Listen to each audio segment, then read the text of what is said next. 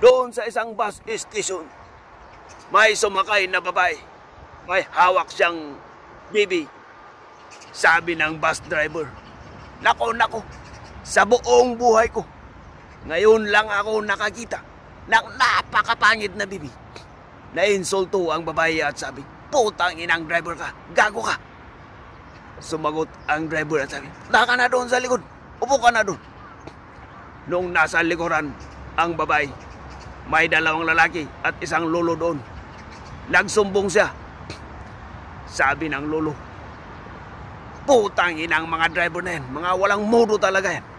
Sige, puntahan mo, komprontahin mo, iganti mo ang sarili mo. Akin muna, ako muna ang bahala diyan sa unggoy na alaga mo. Sa loob ng isang bus, yun ay full loaded, may standing. Sa tapat ng isang babae, may dalawang lalaki na nakatayo. Tanong ng babae sa dalawa, bakit ba kayo laging natingin sa aking hita? Itong babae nga naman ay sadyang napakaiksi ng suot niyang palda. Ngumiti lang ang dalawang lalaki. Maya't maya ay natanong ulit, ano? Bakit ba kayo tingin ng tingin sa aking hita? Sige, magbabayad na kayo ng tig 100 at tataasan ko na itong aking palda. Agad namang bumunot ang dalawa ng tig 100 pesos at binigay sa kanya. Ayon, ay tinaasan ng konti ang kanyang palda. Maya't maya ay nasilip pa rin yung dalawa. Sabi na ng babae, ngayon, gusto nyo ba na ipapakita ko sa inyo kung saan ako pinanganak? Di tuwang-tuwa na ang dalawang lalaki. Sige, bigyan nyo muna ako ng tig 1,000. Sabi ng babae. Di bumunot ulit ang dalawang lalaki ng tig 1,000 at binigay sa kanya. Binulsa na ng babae at naabanti na yung bus. Sabi ng babae, doon ako. Doon ako pinanganak. Doon sa ospital na yun. Doon ako pinanganak. May mag-asawa na nag-aaway. Maghihiwalay na sila. Sabi ng babae, lahat ng mga bata sa akin yan. Sumagot naman ang lalaki at sabi, ang bahay sa akin yan. Sabi naman ng babae, lahat ng ipon natin sa bangko, akin yan. Pang-suporta sa mga bata. Sumagot si lalaki at sabi, pero ang sasakyan, akin yan kasi matagal ng akin yan. Sabi naman ni babae, pero yung driver, akin yan kasi matagal na rin akin yan. Doon sa isang inuman, may dalaga at binata na nagkainuman na. Sila na ay nagkasundo na sila ay lalabas kasi nakarami na sila ng nainom. Nagkaroon na sila ng interes sa isa't isa at gagawin na sa labas ang kanilang gusto. Sabi ng lalaki, kahit na dito na lang tayo sa aking sasakyan para makamura tayo. Sumang-ayon naman ang babae. At yun nga, natapos na sila. Nagawa na nila ang kanilang gusto sa isa't isa. Sabi ng babae, pahatid nga ako sa aming boarding house. At yun nga ay hinatid ng lalaki.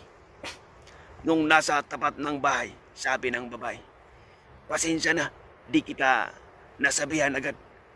Isa pala akong pukpok. At ang singil ko sa bawat dumadalay sa akin ay 1,000 pesos. Ngumiti lang itong si lalaki at sabi, pasensya na, di ko rin agad nasabi sa'yo. Isa talaga akong taxi driver. At doon pa lang sa inuman, 750 ang gastos ko. At yung mula doon, papunta sa bahay nyo, 250 ang bayad ng taxi, kaya quits na tayo. Doon sa gate of heaven, may dalawang kaluluwa na pumasok. Nauna ang driver. Siya ay agad-agad sinalubong ni St. Peter na may ngiti sa mukha at sabi, "Welcome to heaven, my friend." Sumunod ang isang pastor. Nagsisig heads itong si St. Peter. Sabi niya, 50-50. Nagtaka itong si pastor at sabi, "Bakit? Doon sa lupa, ako naman ay gumawa ng kabutihan. Ako'y nangangaral sa mga tao kung paano ang magandang paraan na pumunta dito sa langit. Ngunit ang driver na yun, kilala ko yun. Kasirong driver yun. Walang mudong driver yun." Ngumiti na lang si St. Peter at sabi, "Kaya nga, nung ikaw kasi, habang ikaw ay nagsisirmon, lahat ng mga tao ay inaantok. Yung iba, natutulog. Ngunit itong si driver, sa bawat minuto na kanyang pagmamaniho, lahat ng mga tao ay nagdarasal." Doon sa loob ng sasakyan, nag-aaway ang mag-asawa. Sabi ng babae, "Sawang-sawa na ako sa buhay na ganito. Mas maganda pa ang kapitbahay nating si Mario. Bukod sa maskulado, nasasatisfy niya ako sa mga gusto ko."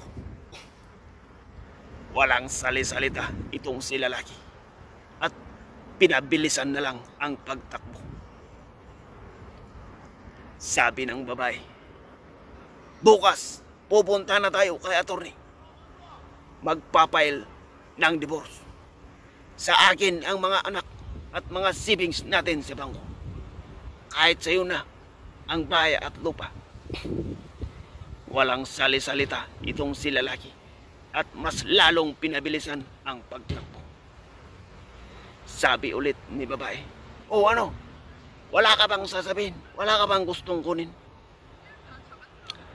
Mas lalong pinabilisan ng takbo at sabi, "Nasa akin na." Ano? Ano bang nasa iyo?" "Airbag." Sabi tapos pinabilisan ulit, "Airbag."